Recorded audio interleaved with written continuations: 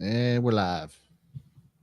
All right, live episode 21. We're all remote today. Feels kind of wrong, but hey, welcome back. It's Thursday. Happy Thursday, by the way.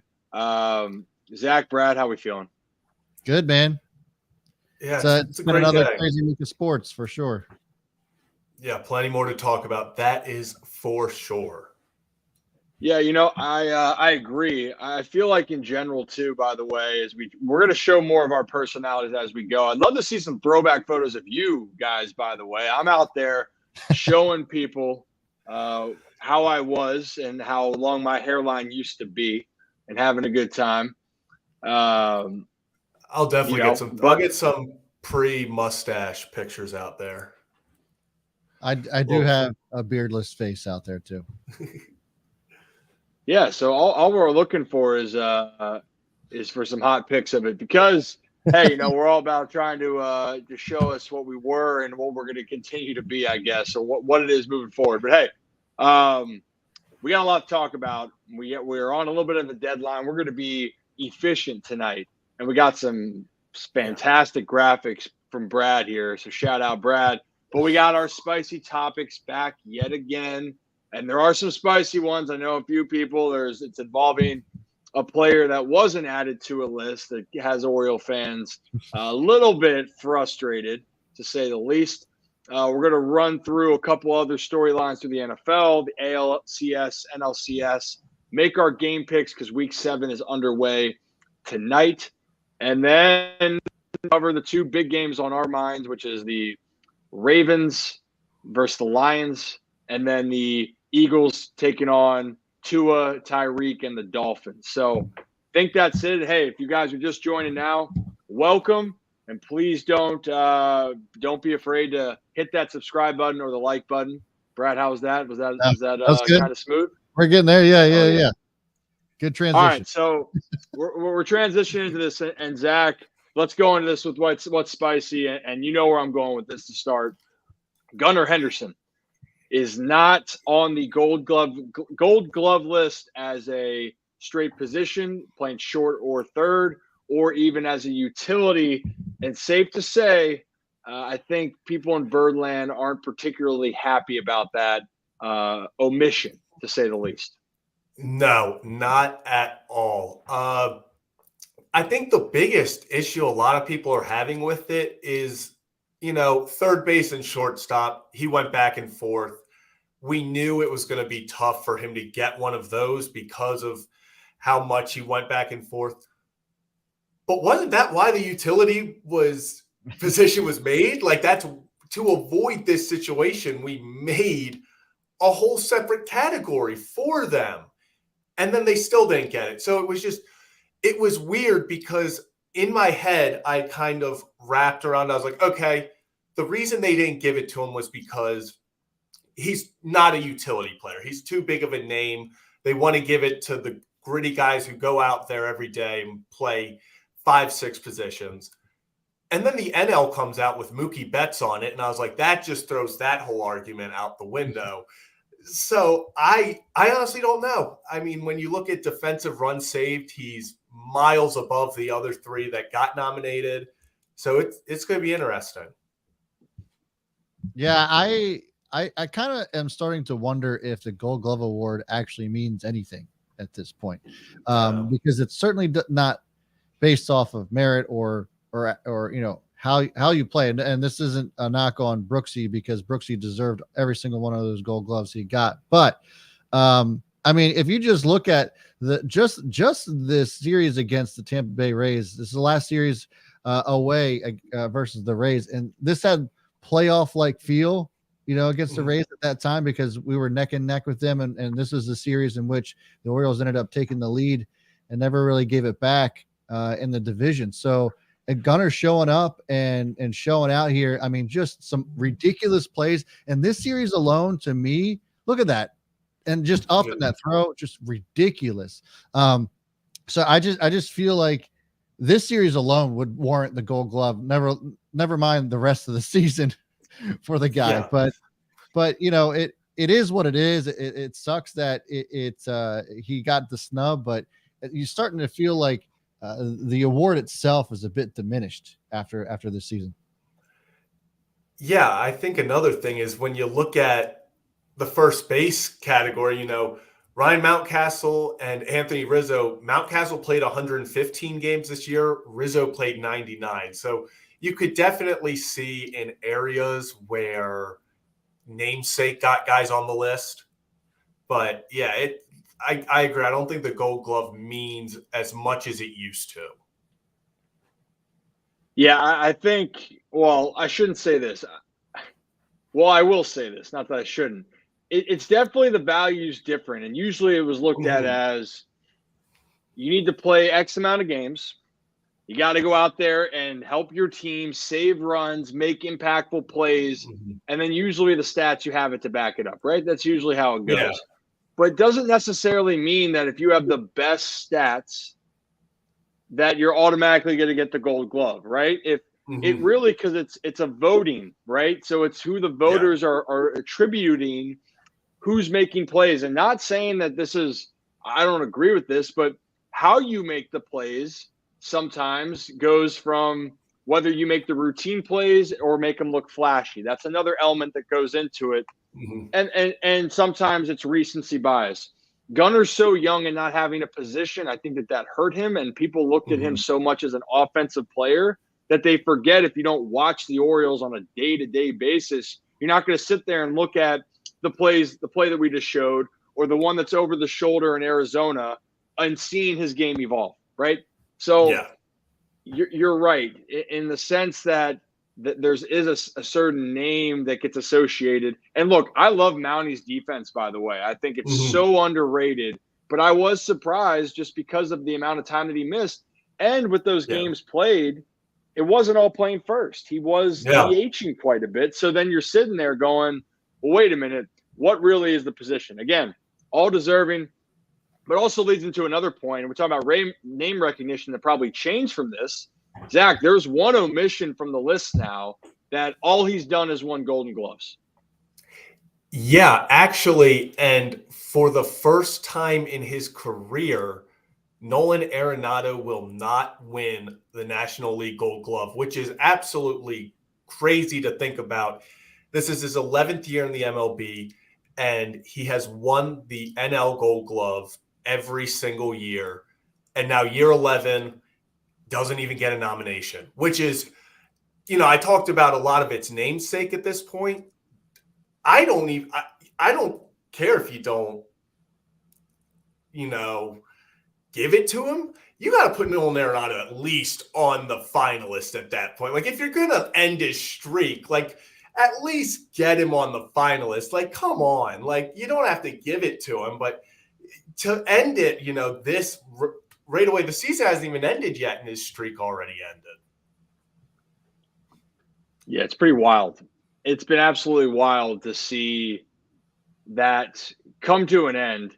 But, and I'm all for the changing of the guard too, right? I'm all for it, but like we're trying to see it as, and you know what, so the Dog Training Plus, I was actually about to go here with this. And I don't like to drop CRJ all the time, but this was true. I remember this. And how do I know this? Is because the certain person who made 3 errors reminded me that he only made 3 errors and didn't win MVP or Gold Glove that year. So again, that's what I'm saying about its perception, about how guys go out there. And I think we're at a day and age where Arenado, the name was always going to be thrown out there, but people already knew how good he was. Now it's who's this next wave? Who's the next wave of being that guy? But just like when you're voting for the Hall of Fame, and yes, you would like to believe that the best players are always going to be voted in. That's why they have a certain threshold.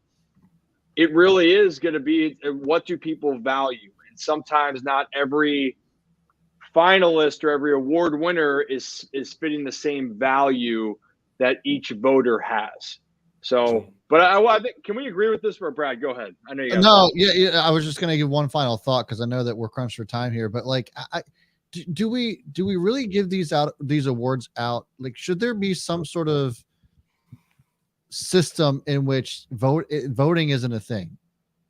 Because like the popularity vote doesn't necessarily always indicate merit. Like, should there just be certain stats that players make that, okay, here's the criteria, you make this, then you're in, right? Like, rather than making it political, rather than having like a public or popularity contest, just make it stats based and then give them the award based off that stats. Like, why, if that was the case, we wouldn't be having this conversation today. Yeah. Yeah, I mean, well, I remember. I'll even say this: there's still the debate in the Hall of Fame, by the way, on if guys should be in there, if they're steroid users or not. And there was a point in time where players didn't get votes because they played in the steroid era.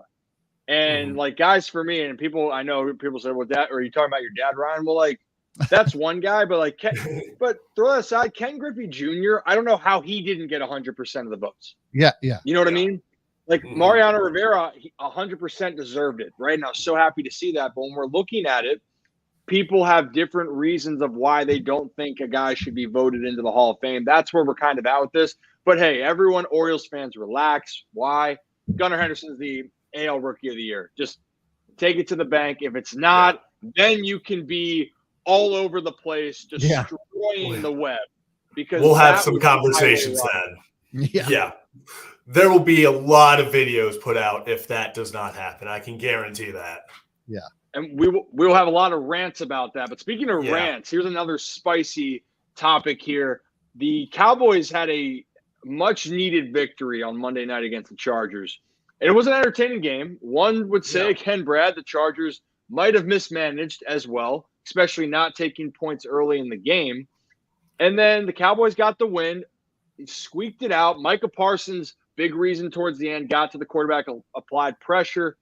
But it was more of what he said after on his own podcast, talking about how other teams should bring the same energy as they talk about the Dallas Cowboys. And we're going to pull that up for you right now.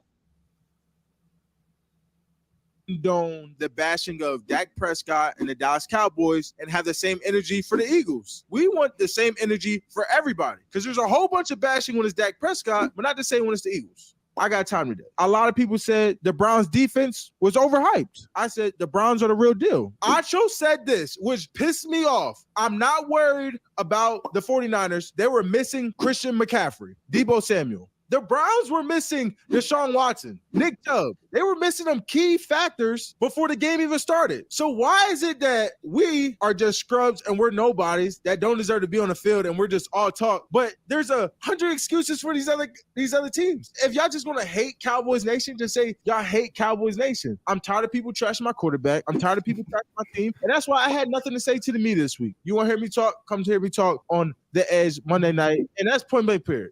All right. So obviously pretty animated stuff from Micah Parsons. I got to say he was right on some things, except for Dak. He does suck. But, the 49ers got a huge pass for losing to the Browns. And Micah hit the nail on the head. And we actually talked about this. Was it Monday that we talked about this? Where I was just like, are you kidding me? The Browns are missing half their team and they still balled out and took it to the 49ers. And listen, it was Debo's fault for starting the fight. I mean, they just fired him up, just blame it on Debo. But nevertheless, look, the Browns are for real. Yeah, the Ravens hung 28 points on them. But I mean, we talked about this earlier. The reason for that was Ravens just ended up capitalizing on some really good field position opportunities, and that's kind of why the score got ran up on that. But their average points per game is near the top of the league, and so and yards per game allowed. So yeah, I would agree that the Browns are for real. The Niners did not deserve a pass, but I also kind of agree with the Cowboys defense. Micah Parsons is an absolute dog, and there's got other guys on that team. Stephon Gilmore had an interception last week, so like there's just really good players on that team. But I don't know necessarily if people are really trashing the Cowboys except for Stephen A. Smith all that much. What do you guys think? Zach, you go ahead. Yeah, I'm with you, Brad. He said a lot of really good points. Like he spoke the truth on a lot of things. I also agree. I think there's a place in time for that mug is something.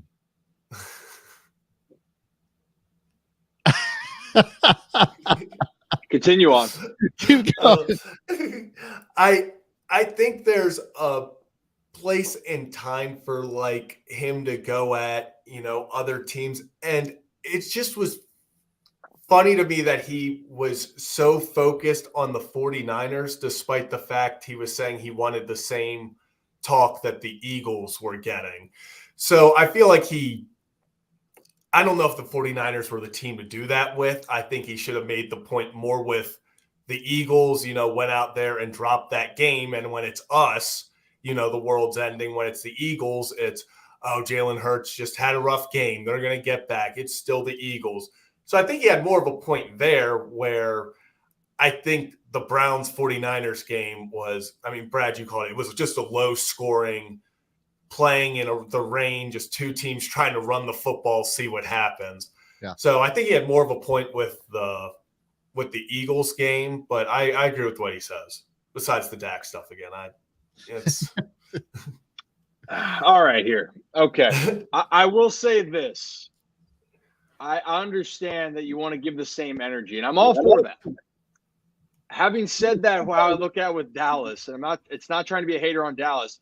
The teams that they're telling to keep the same energy for have at least been teams that have gone places the Cowboys haven't gone in decades, not years, decades. So San Francisco lost to the Chicago Bears to start the season last year.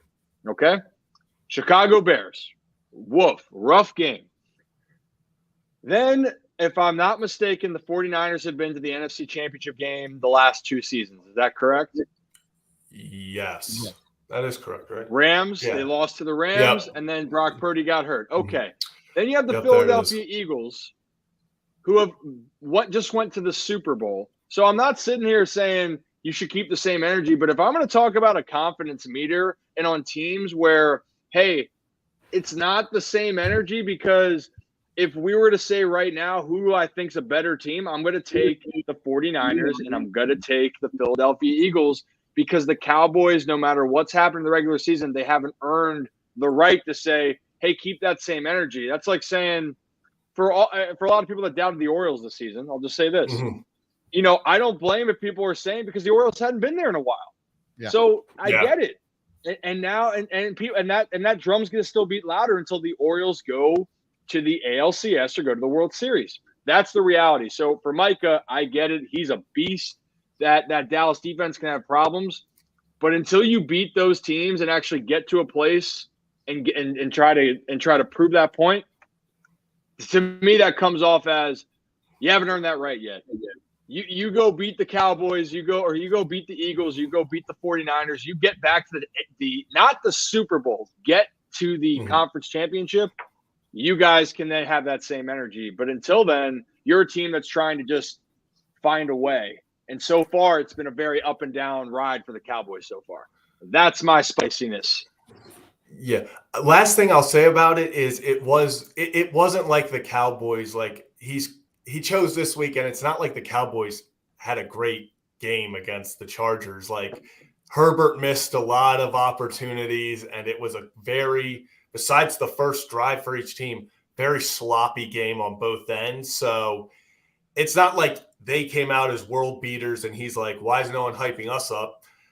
3 teams, Cowboys very well could have lost that game against the Chargers, and then he has nothing to say. So I don't know. It was just an interesting – he made good points, just an interesting week to bring it up. Yeah. It was. And you know what? Brad, go ahead. I was just going to say that Ryan's take was spot on with that, I thought. Yeah. So well done, sir. I'm full of them, but you know what though, by the way, I think one that people are going, well, which side are you on? What the hell is going on? It involves with ESPN right now with Stephen A. Smith and Shannon Sharp after last week, everyone jumping off the Lamar Jackson bandwagon.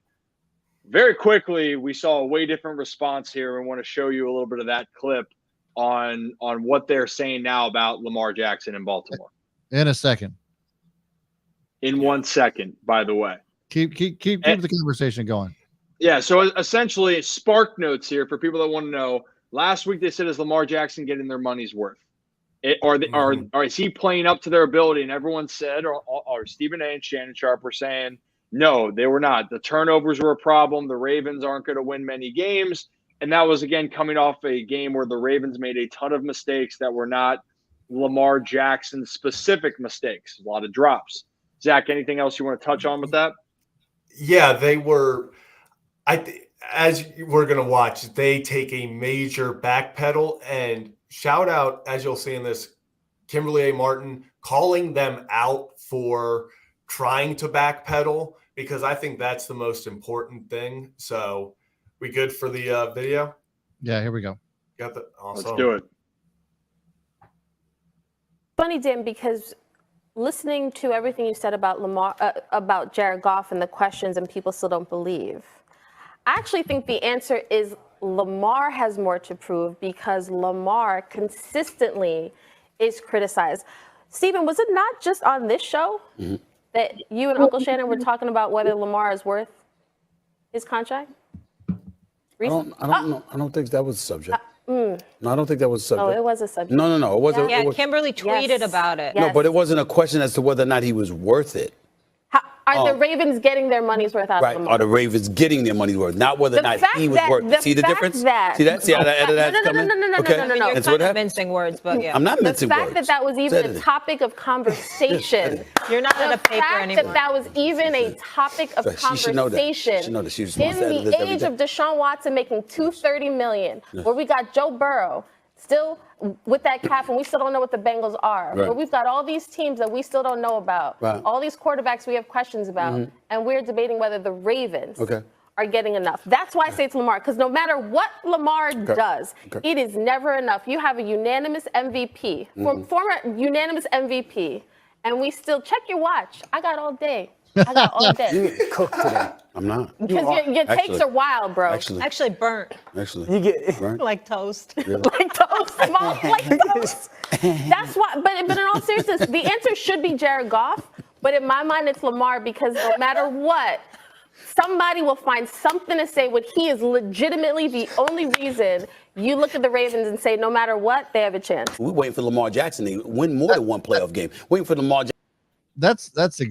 I mean, I thought Kimberly was spot on, and we talked about this. She was spot on before when Chris Canty was jawing too, and it's just kind of like it's hilarious that Stephen A is now backpedaling. I'm not quite sure what differences or nuances he was trying to make between the two sayings, but he definitely was backpedaling, and it's just, and she brought up great points, right? And we've talked about this too. Deshaun Watson getting stupid money, and he's barely played since he got paid, right? And we have Joe Burrow, who's the highest paid quarterback in history, highest paid player in history, still hasn't been pulling his weight based off of what he's getting paid. What's Justin Herbert's record looking like lately? So it's just one of those things where it was a ridiculous question to ask. If you want to scrutinize Lamar on certain things, sure, go ahead, because there are weaknesses in his game. But to say that he isn't worth every penny that the Ravens paid him, I think is just blasphemy. Yeah, and I think it's also the timing of when they were saying this. It wasn't like it was after a game where he threw 6 interceptions, where he had a horrible game. He had the highest QBR rating highest offensive rating in all of football. And the only reason the Ravens didn't win was because of 8 drops, 2 of which were walk-in touchdowns. So it's like, okay, if Lamar had a bad game, you could question, you can call him out for that. Like you said, Brad, there are things that Lamar doesn't do great, and there are criticism Lamar deserves. But to say he's not worth the money after he has pretty much played Superman this entire season when the Ravens have needed somebody to go win the game, it's the wrong place, wrong time. That was just not the guy, and I'm glad Kimberly has been keeping them honest with it. Yeah, feet to the flames. Oh, yeah. Yeah. I mean, and look, I think we know the value of the quarterback position, right? We understand for a team to win a Super Bowl, more times than not, 95% of the time, we can go back to the 2000s Ravens defense where, people could say Dilfer did his job, These legendary defenses can do their job, but overall, you're going to need an elite quarterback to kind of take you to that next level. And Lamar Jackson has done nothing so far, especially specifically regular season, because, again, you got to go into the playoffs and win more games. But Lamar Jackson has shown nothing to anybody, or has shown, given anyone – sorry, let me reassess my thoughts here, restart. Lamar Jackson, all he's done is shown that he has the ability to impact the game over and over and over again. He's one of the most winningest quarterbacks in the NFL. He has to, just like many quarterbacks, get over that hump in the NFL playoffs, and that includes Josh Allen and the Bills, and people can say he's won a few more playoff games. The Bills are in the same boat. If you're not Patrick Mahomes and the Chiefs or Joe Burrow, a lot of teams and quarterbacks haven't proven. But what has Lamar proven? If he plays, the Ravens can win every single game. And that's what you hope for. And Lamar Jackson, once again, has gone out there, and even in that game in tennis against Tennessee in London, did enough for the Ravens to go out there and get a hard-fought victory. You went to Cincinnati and got a win. What more do you want from the guy? Time will tell. It's going to be a big weekend for here. You want him to win the big games. This is a big one coming up. We're going to dive into how much this means for the Ravens, not just for the division, but their kind of struggles that they've had at home against good teams. But, man, it's that's just the day and age we live in right now. Get the hot clicks. Say one comment. The reality is Lamar is freaking special. Yeah. And the dude, I think he's just scratching the surface of really how good he can be with this evolving Ravens offense. Yeah. The man won unanimous MVP with Willie Snead, and people still question him. It's just crazy. It's just crazy. All right, so I'm moving on. Let's dive into a little baseball real quick. We do have some championship series going on, ALCS, NLCS. Zach, give me an update on the Phillies Diamondbacks game there. Yeah, we're going to the top of the ninth. It is 1-1, so the Diamondbacks actually Gurriel double to tie it. So we've got a tie ball game in the ninth inning, absolute pitcher's duel in Arizona right now, which is a complete opposite. I mean, Philly only scored on a wild pitch so far, which is not what you probably would think was going to happen going into this game after what they've been doing offensively. I don't think anyone saw them having 3 hits on the day going into the ninth. Yeah, that is absolutely crazy, especially given the way that the Phillies have been playing. I wanted to flip our script a little bit. I know we're going to talk ALCS, but let's just, since we're already talking about the Phillies Diamondbacks, it kind of felt like with both of these series that the Phillies were going to take over this entire championship series, and it kind of felt like the Rangers were the same way. But it's nice to see that at least they're clawing their way back, and I actually kind of would be happy to see Arizona at least take one. I don't really have a dog in this fight. I don't really care who ends up winning, but it's just nice to see some competition and really kind of see that the Diamondbacks aren't just going to roll over and take it from the Phillies. How are you guys feeling about the series so far? Well, it's funny. Zach and I were just talking about this. I'm glad we have a game right now. Mm-hmm. I just love good baseball. It's exciting. Playoff baseball, it's the best. Really, it's amazing. But I think the real question, even if the Diamondbacks win this game, and Zach, I'll let you answer this. If they win, you have to go to Philly to win games. And the question is, can you really right now beat the Phillies in Philly? And I'm going to be honest, I don't see that happening. And I've got no reason right now that Philadelphia isn't going to go to the World Series. Yeah, like you said, if the Diamondbacks want to win this series, they have to win, assuming they win all their home games, they have to win 1 game in Philly. If they lose tonight, not only do they have to win 4 straight games against this red-hot team, they have to win, 2 in Philly? So, 2 in Philly. I don't see that happening. I don't see them. It's going to be tough enough to win 1 game in Philly. if they have to win 2 games in Philly, that's a wrap. I think for the Diamondbacks to have a chance in this series, they have to take tonight and they have to take tomorrow. Listen, I kind of hope they do go back to Philly, and not because of good baseball, but yes, because of good baseball, but because of the spectacle that was 2 football players that had never been to a baseball game in their life, and it just so happened that their first one is in an NLCS game. Zach, tee this one up. Yeah, this is DeAndre Swift and Tremaine Edmonds having, I would say, a very, at first, confused experience at this baseball game. There was a lot to unpack, but then as it went on, they really started to enjoy it as the questions got answered. Yeah, here it is. Yeah, my first one. This going crazy. This is my first one too. I want to see a home run. Not right now though. Yeah, not right now. Baseball season be so long, so long. How many games they got? Don't get me the line. I don't know. Maybe different city down there every other day. He look like he about to do damage though. Bam! I told you. I told you. I told you. I told him about to do damage. He got a good song. He got everybody singing with it. Everybody know the song. That song probably gonna be in my head all night. Okay. You know, like in baseball, they switch pitchers every game. Yeah, because they can't pitch too many times in a row, right? There's so many little ins and outs with baseball I ain't know about. I said, if I ever play baseball, I don't want back. I don't want none of that. Put me in the outfield somewhere. You see what I'm saying, bro? That's 100 miles per hour. Come on. Hello. Come on, right here. Yes, sir. I almost said rep. I gotta say umpire, rep. He a kid, ain't he? They the ball boys. Oh. I know he love his job though, boy. No, hell yeah. He having fun. Come.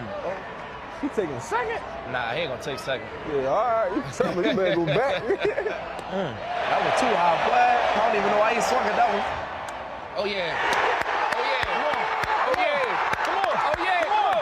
Let's go. Oh yeah. This all lit. Well, they switch pitches again? God damn. You said, hey, okay. Okay. I ain't no baseball games to survive like this though. I gotta come back to one of these on for real.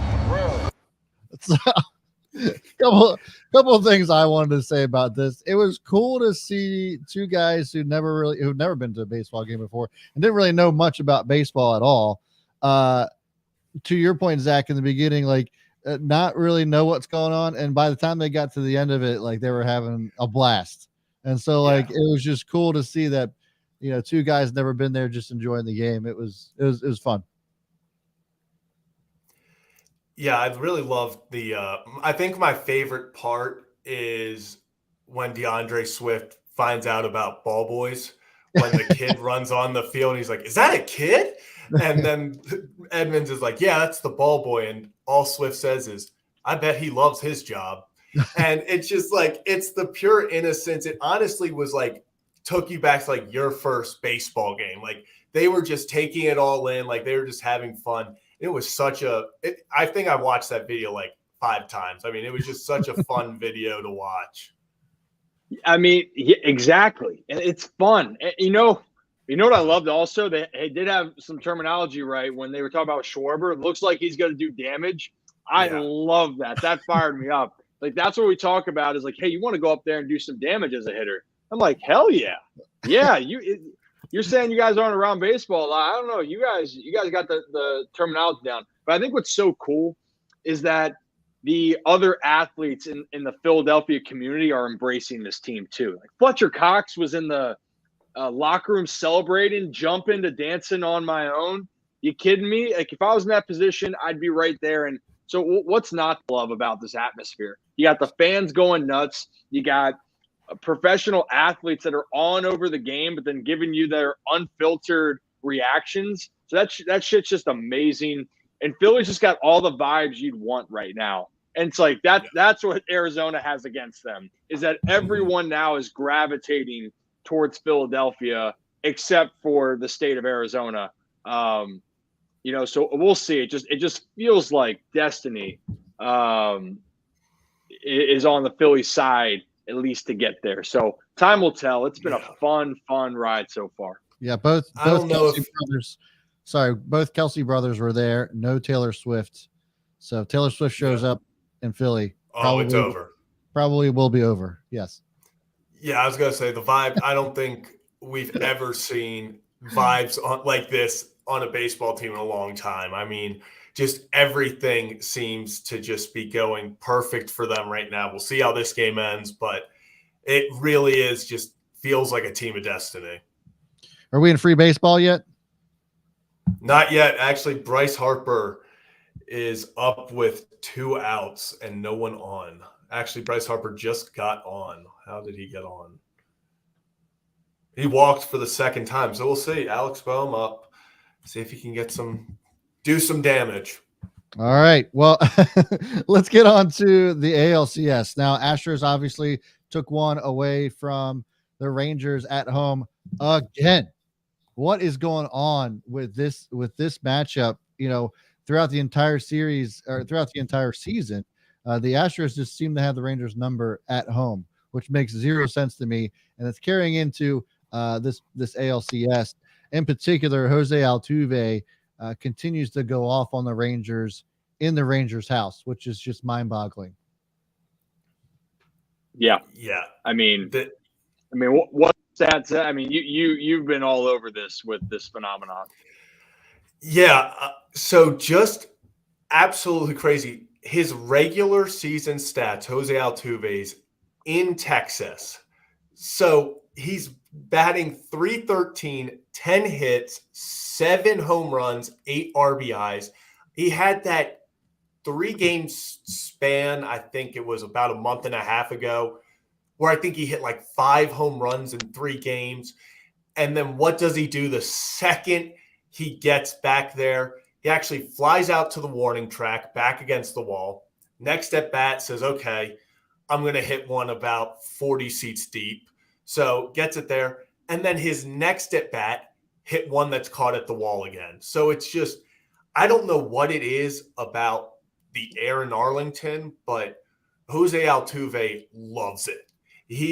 There's just something about walking into Arlington that Jose Altuve just decides he's the greatest baseball player of all time. Yeah, he loves it. I mean, okay, I know people don't like the Astros. I get it. And at some point, you're going to let me back up again. Understandable if you hate the Astros, but at some point, you're going to have to give the flowers when they're due. Jose Altuve is not just a Hall of Fame type player. He arguably is one of the best, if not, he's going to be in the discussion of being the best postseason player. I mean, it is ridiculous what he has done. It is ridiculous what he continues to do. And that's the reason why this Astros team is not out of it again. I mean, their lineup is loaded. I mean, Altuve is like the tip of the iceberg for them. And he's a big name. But we were just talking about with Bryce Harper. You know, has almost just as many home runs as Bryce Harper, and he's getting all the attention in the last 2. I think you guys know this answer. Zach, because I told you, I'll go to you real quick. Who is it? Is it old Jordan, our buddy? Yes. Little power hitter. Guy loves to hit bombs. Let's just say that. He hits tanks, and what did he do last year? Hit a lot of tanks, big moments too. And what did he do also yesterday? He got a fastball right off his hands and punched it out there for a big 2-out, 2-run single. So he does everything, right? And that's one of their players that they have. And man, if Texas does not win Game 4, I think Houston goes back to the World Series again. I thought Texas to me still. I think the vibes are there. I think that they can win Game 4. But there's a reason why Houston keeps playing well. Brad, we talked about it. It's just Houston just doesn't go away. Yeah. Here's what I'll say.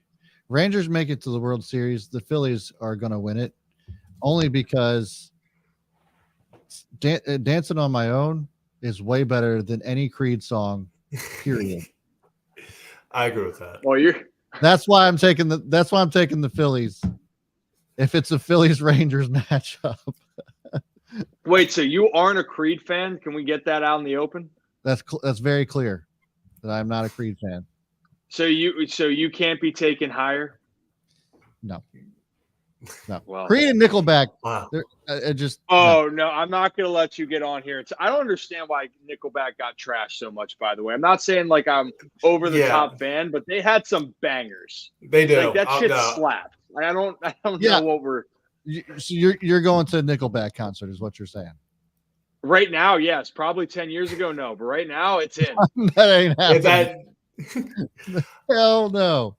But would I beer shower more to Dancing on My Own? Absolutely. Yeah. That one I will send to the moon. Like that for me, like I want to get involved back in baseball because of that video and celebration in Philly. That is like what I dream of.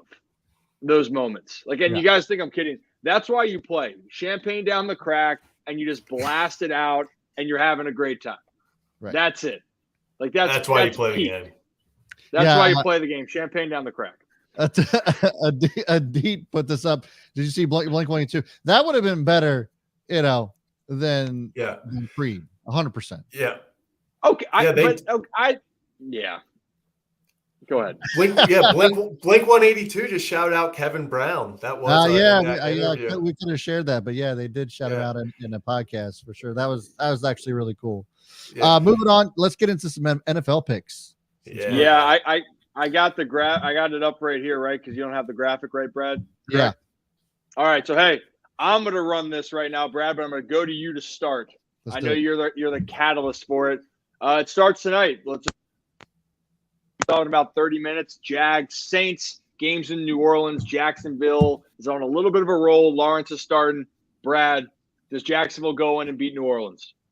I say yes. Jacksonville's just got too much talent on that side of the ball. Not that the Saints don't. The Saints defense is definitely gonna show up and show out. It's hard to win in New Orleans, but I just think that Jacksonville's really starting to figure it out. I think Trevor Lawrence and the boys are going to take him. I'm going to take it looks like the points are total 41. I'm going to take the over on points. All right, Zach, what do we got? I'm going with the Saints. I like the short week. I think Trevor Lawrence not 100% healthy is going to be the difference in this one.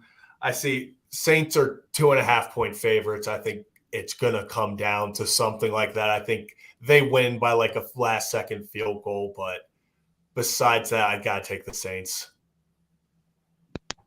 I want that New Orleans magic back. And I think they're going to get it. Short week in New Orleans. Everyone's starting to ride high on the Jaguars. Something weird's going to happen. And quite frankly, this is a game for the Saints. Being 4-3 is way different than 3-4. I think they play with a little bit more urgency. And when in doubt, feed Alvin Kamara.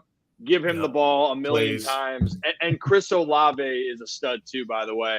Also, I want to make one quick point about – this is not football related for a second, but what would happen if underage Jackson Holiday celebrated? Well, yeah, you know what? I think all bets are off. You're just letting it go. I'm not saying I'm condoning that. I'm not saying he has to drink. But even if it's going to be non-alcoholic Heineken, that's going to be doused on him. You are celebrating. I have no doubt about it. I have a feeling there's a lot of blind eyes that get turned. In that like a situation.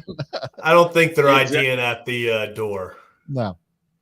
All right, next one. This is a divisional game. We talked about just the Saints, how it's important to get a game and try to be over 500. Falcons and Buccaneers face off in Tampa.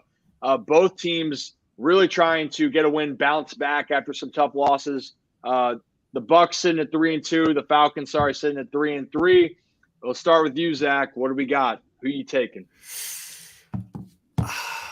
I got to go with the Bucs. I'm all over Baker Mayfield. I just like what they can do on offense, not what they've always shown, because we've seen that offense look horrendous. But I really like the potential here. I think Mayfield is going to be a good game manager this game, get the ball to Mike Evans, give it to Chris Godwin, just work down the field, quick stuff, get in, get out. Just, I think it's not going to be a pretty game. This is not the one that people are going to get the popcorn ready to watch, but I think the Bucs pull it off. I think the All right, Bucs. so Sorry, go ahead. I was just gonna ask a quick question then. So start Mike Evans, yes or no? Yeah, I mean, I'm always on. You always have to start Mike Evans just because no matter how bad his quarterback is, he's gonna get you like 5 receptions, 50 yards, and a touchdown. Just okay, that's all I need to know. All right, so if it goes wrong, it's your fault. Yeah, no, goes wrong, it's your fault. Yeah, Brad, I'm sorry. Go ahead. What do you got? No, you're good. Tampa Bay is favored by 2.5. Baker Mayfield isn't playing lights out football, but has he ever? No. I will say this: he's got a passer rating of 91.3. He's thrown for almost 1,100 yards, 7 touchdowns, 3 interceptions. Those aren't ridiculous numbers, but to your point, Zach, he's been a pretty good game manager, and I just feel like Tampa Bay is just a way better put together team right now than the Falcons. It's from a balance perspective. It's going to be a tight game no matter what. I mean, obviously Vegas thinks that as well, but I'm going to take the Bucs here as well. I think it's a clean sweep, which scares me. I'm taking the Bucs as well. I think that I like their skill position guys better. Atlanta has to play a certain brand of football, which they can do. But I think what I saw from last week, Tampa's front 7 looked better. They looked like they were stopping the run and making things more challenging, which would force Desmond Ridder to make more throws. So I'm going to lean to the Bucs. Give me Baker, Mike, and Godwin, and give me Mike Evans, 10 catches, 160 yards, and a touchdown. That's fantastic. Next game on the schedule, as we're trying to just keep weaving through all this right now. Wow. This is one of your favorite terms, the Suck Bowl, Raiders, Bears. Brad, what do we got? It's hard. It's hard to pick this one. I'm trying to look at the what's the odds here? Vegas is -2.5. Let me preface this: Garoppolo and Fields both are not playing in the game. Mm-hmm. So even more of a Suck Bowl is what you're saying. Oh yeah. Total points on this is 37.5. Do I dare take the under on that? I think you have to. I think you have to. Where do points come in this game? Flip a coin, right? Flip a coin. I'll take the Bears on this one. I really don't have any commentary to give on this one. It's just like they're both going to be bad. Devontae Adams on one side. You got DJ Moore on the other. The defenses, they're better than their offenses. Let's put it that way. Max Crosby on one side. But I'm going to take the Bears. I'll take the Bears, and I'm going to go under on the points. Yeah, the winner of this is just whoever doesn't tune in. But if there has to, if there has to be a winner in the game, I'll go opposite. I'll go Vegas. I'm just hoping Brian Hoyer starts. Get a veteran in there. Maybe just throw 40 jump balls to Devontae Adams. What do you have to lose? Just feed the ball to Josh Jacobs, toss it to Devontae Adams, see what happens. Yeah.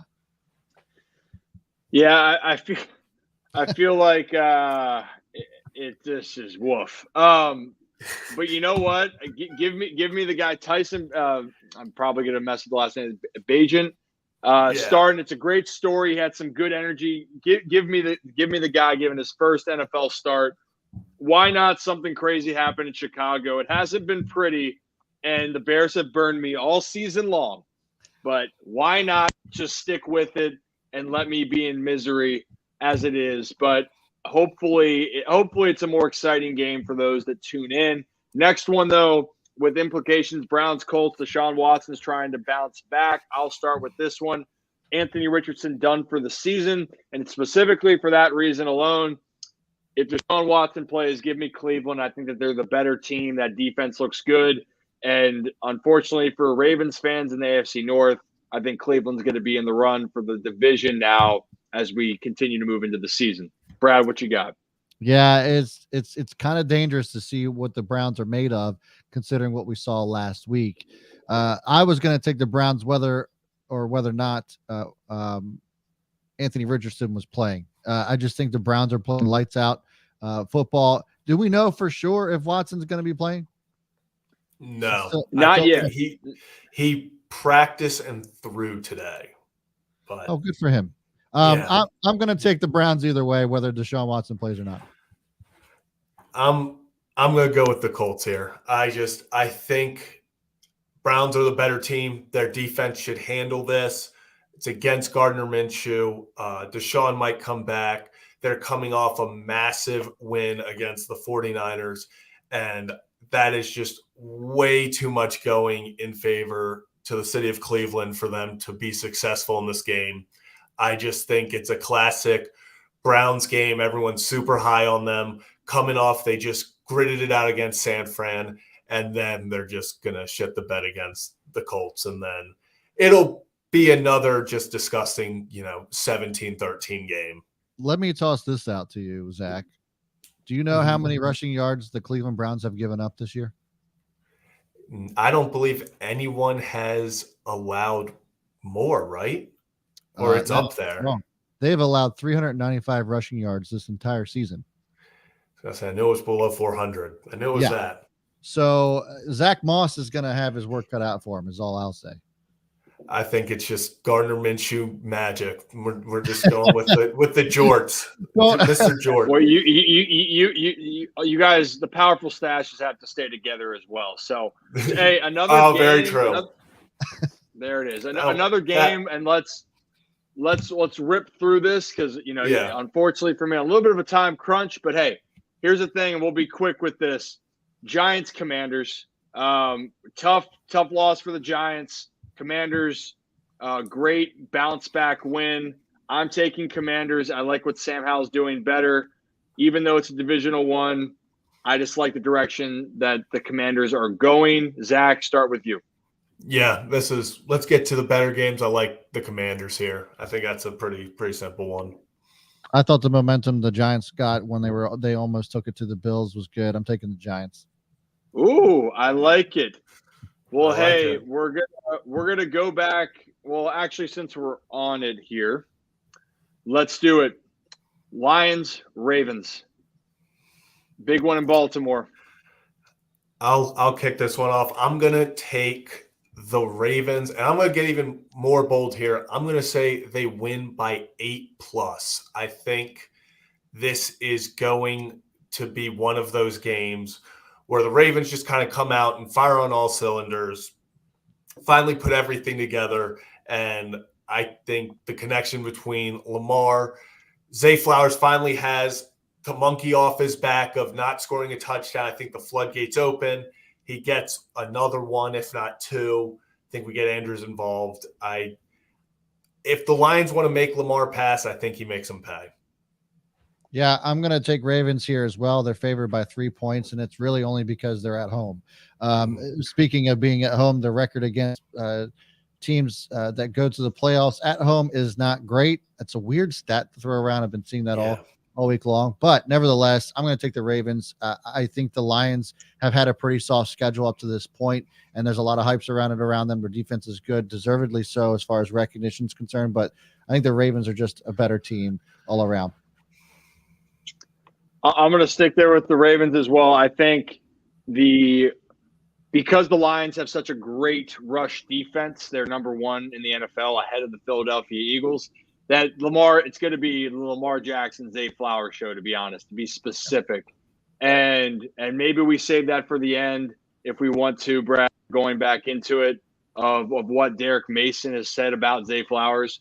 Yep. But I think the Ravens prove everyone that they are one of the most complete teams, and they put it together in Baltimore. They even the record with the Lions. They'll both be 5-2. Baltimore wins that game. All right, let's do a rapid one here. We're going to go rapid fire. I think this is pretty self-explanatory. Bills, Pats. Anyone off the Bills here? Nope. Nope. Okay, that's so. Patriots win. All right, Cardinals, Seahawks in Seattle. Seahawks. Yeah, give me the Seahawks. Hawks all around. How about this one? Steelers at the Rams. I'm going to still go with the Rams. Pittsburgh is not the same team when they're on the road. Yeah, I'm going to go Rams as well. They're not – that Steelers secondary is not going to hold Kupp and Nakua. No, absolutely. I'm with you guys. I'm surprised that the spread here is only 3 points. I think I'm going to take the Rams by 10. Yeah.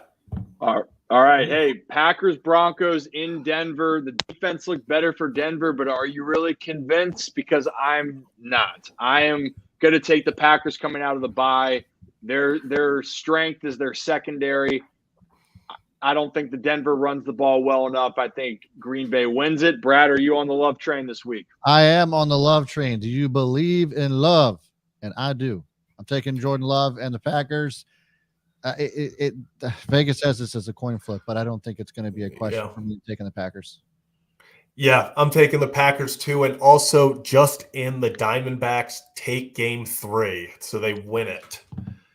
So series is now 2-1, and going into tomorrow. So you're telling me there's a chance? I'm telling you, there's a chance. All right, last one before we get into our two that we want to discuss a little bit deeper. And again, on the time crunch for me, so I apologize. Chiefs Chargers, another close loss for the Chargers, but they're going to Arrowhead. I know that the Chiefs offense hasn't been what it's been, but the Chiefs defense is still playing well. And if we're going to have a one-score game, I'm going to go with the better coach and the better quarterback in Patrick Mahomes and Andy Reid. Any disagreement? No. Nope. Mecole Hardman is also back as well, and it's not going to be just let's give him time to adjust. I think he's going to be a plug and play. Everybody knows each other, and so I think that the Chiefs are going to win this game, but I think it's going to be close still. It's still a divisional game. The Chargers have been in every single one of their games. They haven't gotten blown out, and the Chiefs have been questionable at times this season despite their record. So I'm still going to take the Chiefs, but with caution. I like it. All right, so hey, we're gonna dive back into the last one, but I want us to go for the Eagles Dolphins. We'll go back into that. Let's start with the Ravens because I want to make sure we get the most out of this. We got a graphic here to debate this matchup here. This is Brad's graphic. Great graphic, by the way. So Brad, why don't you just walk us through real quickly on what everyone's looking at? Yeah, so here's the matchup here, right? I mean, and to me, it's what's going to win out. Is it going to be the Lions offense or the Ravens defense? We look at average points per game. The Lions are actually outscoring the Ravens big time here, 28 points to 22. Points allowed it goes to the Ravens. Ravens have only allowed 15.2 points per game. The Lions have allowed 18. Now, here's the thing for me, and I'll start this off. You know, I mentioned this during our picks. The Lions have had a pretty soft schedule. I mean, when you think about the teams that they've beaten up on, these points, in my opinion, I feel are a bit inflated. And so it doesn't really tell the whole story. The teams that the Ravens have played up to this point, I think, are higher caliber teams that you would see score a decent amount of points. And so I think, in my opinion, that this is why I'm giving the Ravens the edge on this, is because they've just faced tougher teams and come out with dubs. I know, look, the Steelers game was kind of a one-off because there's everything that could go wrong went wrong. And the Colts game was also very weird, but it seems as if, especially during that Titans game, that the Ravens have figured some things out. And I'm curious to see if we see more of that on Sunday, and I think that we will. I think so too. I mean, this is a great test, Zach. You know, I mean, make no mistake. This is that, and not that I think that the Lions are, if I was going to pick them to be the NFC favorite right now, but they're playing with a lot of momentum. They've won a lot of games by double digits. You can say that they haven't played the toughest quote unquote opponents, but they've been putting it to the opponents that they've played. What's something for you this weekend, Zach, you're focusing on? Yeah, I think you hinted at it a little bit. Would love to see Zay and Lamar continue to build that chemistry together. But I think end of the day, Ravens, if they want to get the offense going, they want to play to their potential, it's got to be the Lamar Jackson and Mark Andrews show. Get Mark Andrews the ball. We even saw it last week. it was one possession game, fourth quarter. Lamar, incredible pass over the middle, gets, I think it was like 30, 40 yards to Andrews, pretty much iced the game and won it there. So that's kind of what I'm looking for more of. I think they really get Andrews involved this week. Go back to all reliable. Yeah, I think you're right. I mean, Marky Mark and Lamar has been a beauty since they've been partnered up together. But I do think that for this Ravens offense, for them to win this game, we talked about how tough Detroit's allowing less than 65 rush yards a game, right? And we know how stingy the Ravens defense has been. The Lions have given up twice this season, 6 points or fewer. They held the Chiefs to 20 points. It's going to be interesting. I think that Zay Flowers is going to have to step up. And actually, I think we have this video of Zay Flowers about how Derek Mason, who has a lot of categories statistically for the Ravens, what he thinks about. Yeah, I would say so. But he had such high praise for Zay Flowers. And do we have that right here, Brad? Yeah, here you go. A level of competitiveness that I don't think you see in many guys. I think if he gets knocked down, he's gonna get back up and start fighting. Not literally fighting, but get back out there and start fighting. Yeah. The guy's quick, he's shifty, he's fast, he catches the ball with his hands. He knows how to find open spaces in defenses. He reminds me a little bit of myself when I was his age, but he reminds me a lot of Mark Clayton. And, he and Mark had the same type of play. Both of them were shifty. Yep. Both of them were fast. Both of them could catch excellent with their hands. At times, both of them had some lack of concentration here and there, but for the most part, they went out there and they played the game like it's supposed to be played. Sure. And he reminds me so much of Mark. And I enjoy watching him. I really do. I think he's going to have an excellent career if he doesn't get hurt, barring injury. I think he's going to have an excellent career. And I just said it, look, this guy is going to pass whatever records I have. He's going to blow them out the water. They're not going to let him leave Baltimore like they let Brown leave Baltimore a few years ago. This kid is here to stay. Interesting that he brought up they're not going to let him leave like they let Brown leave. I don't know if letting, and this is what it is. I don't think that there's any reason why or there's no love lost by letting Hollywood Brown go. I think these guys are two different players. I think Zay is just on a different level than Hollywood Brown was. But also shout out to Bobby for that content. Appreciate Bobby Trosty. Go make sure you guys go follow him as well. But initial thoughts on that as far as what Derek Mason had to say. Well, and that's kind of for you. Shout out Bobby Trosty.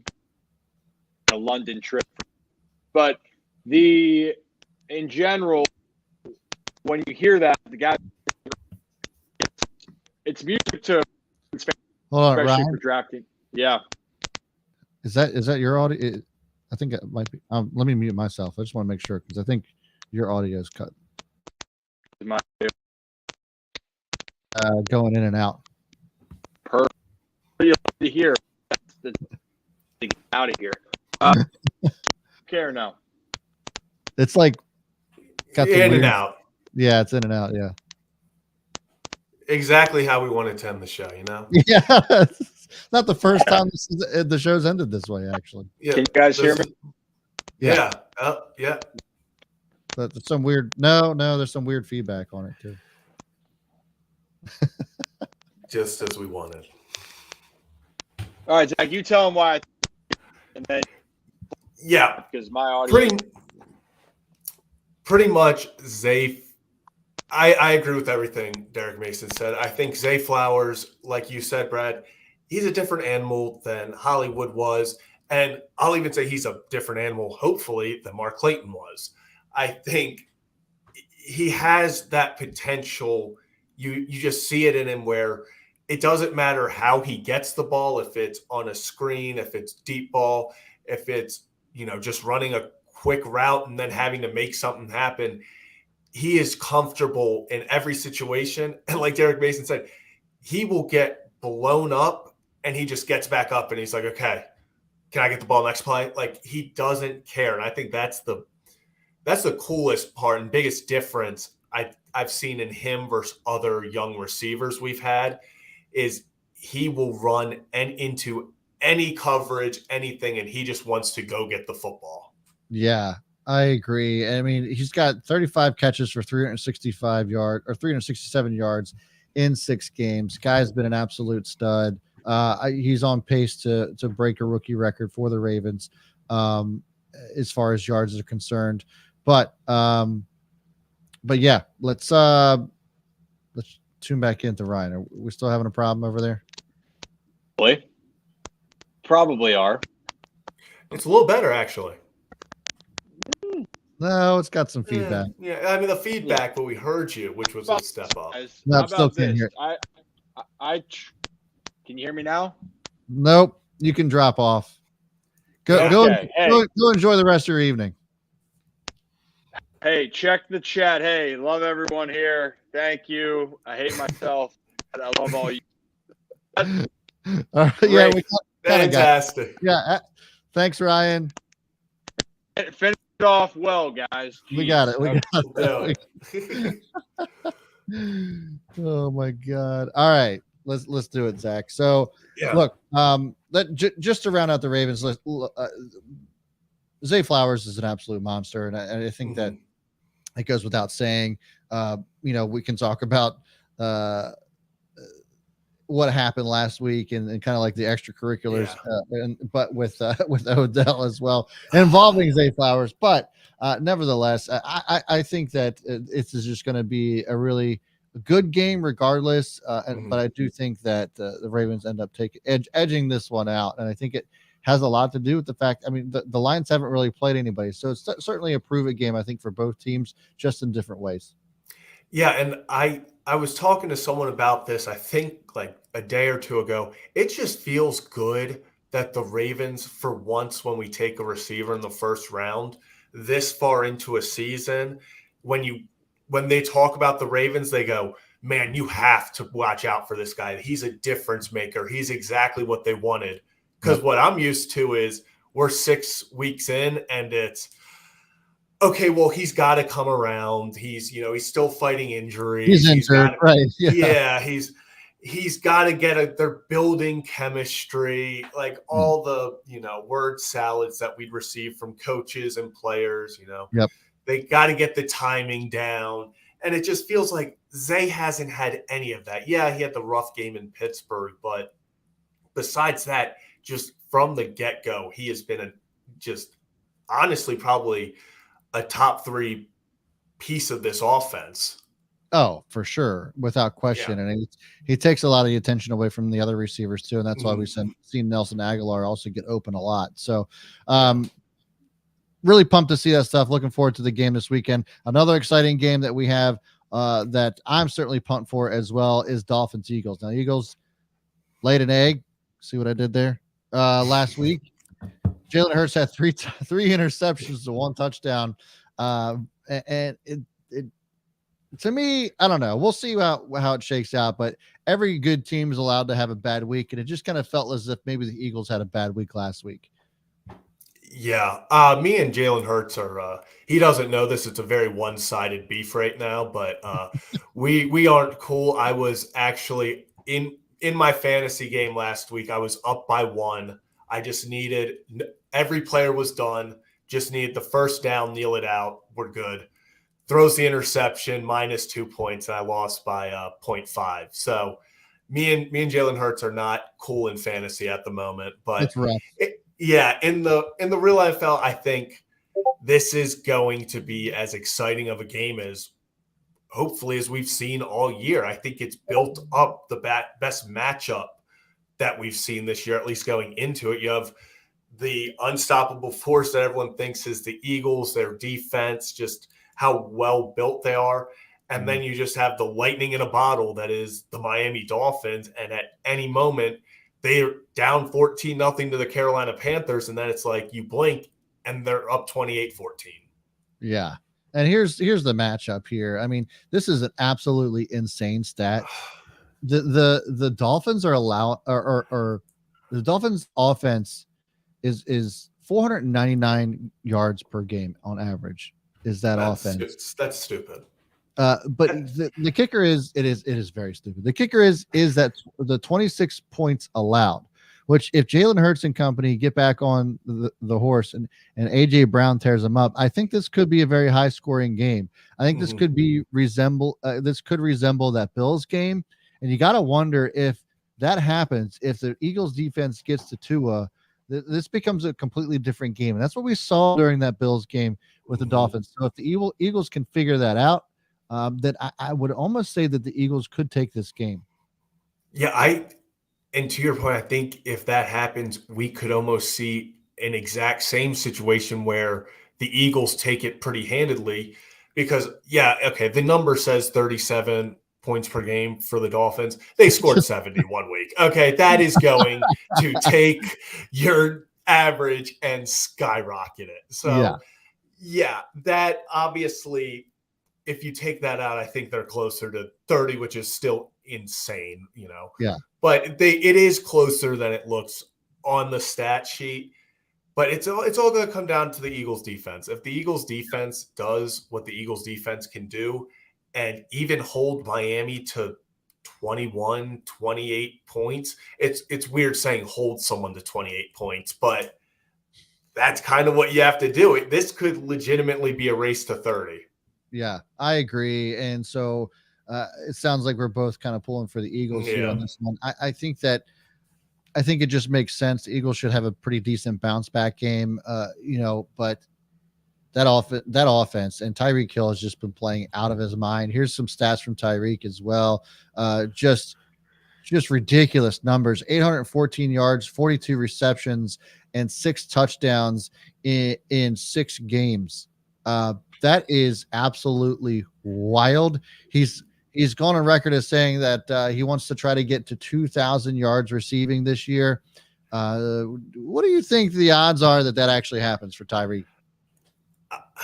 I mean, on the pace he's at, incredible. I mean, 2,300 is the pace that he's at right now. But is that really sustainable? I mean, if there's any offense that can do it, and I say that because I think they are set up to get him 1 to 2 deep shots a game.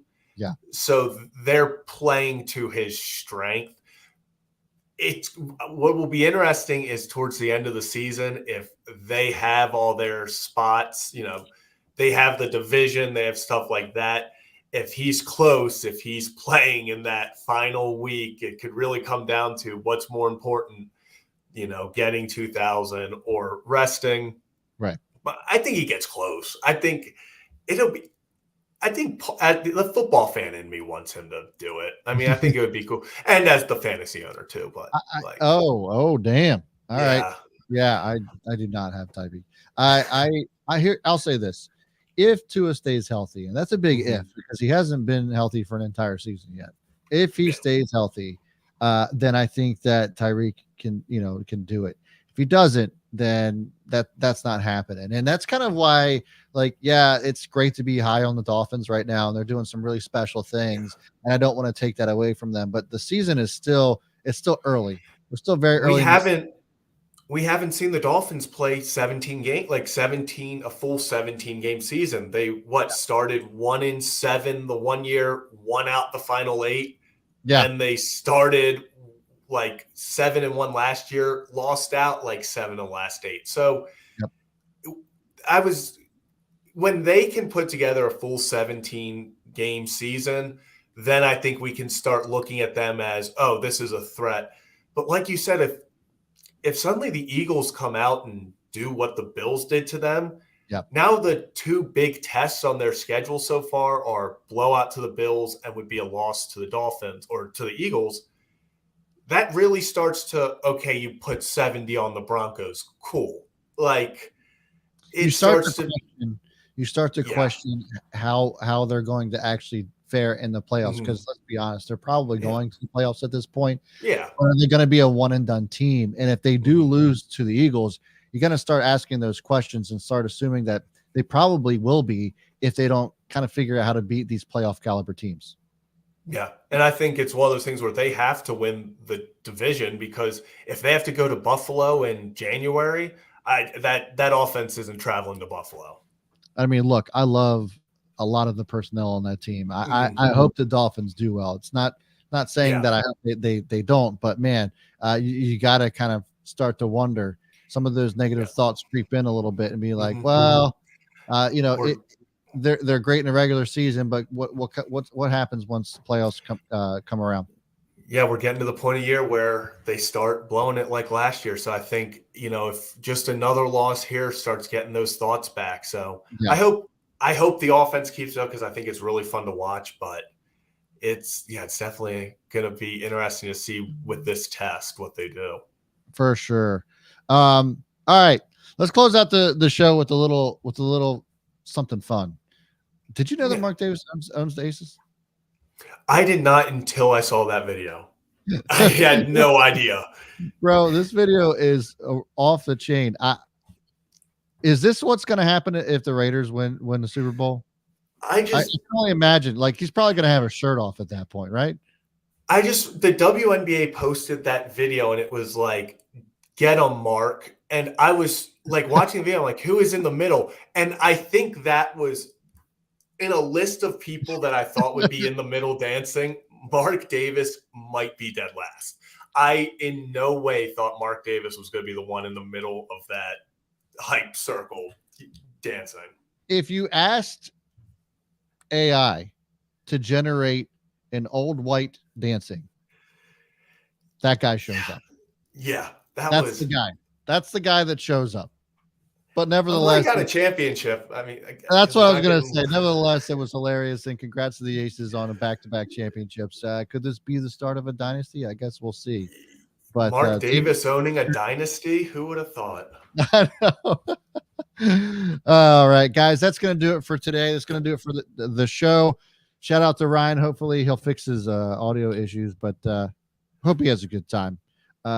He's out of town as well, enjoying himself. So we'll be back Monday at 7 p.m. Eastern time. We're going to cover all of the NFL games as well, react to those, and give our pick for Monday Night Football. I'm pumped for the rest of this weekend. And then we should know, possibly, who's going to be facing each other in the World Series. So with that being said, guys, thanks so much for tuning in, and hit that like button on your way out the door, and have yourselves a great weekend. A lot to look forward to. Yep. See you guys.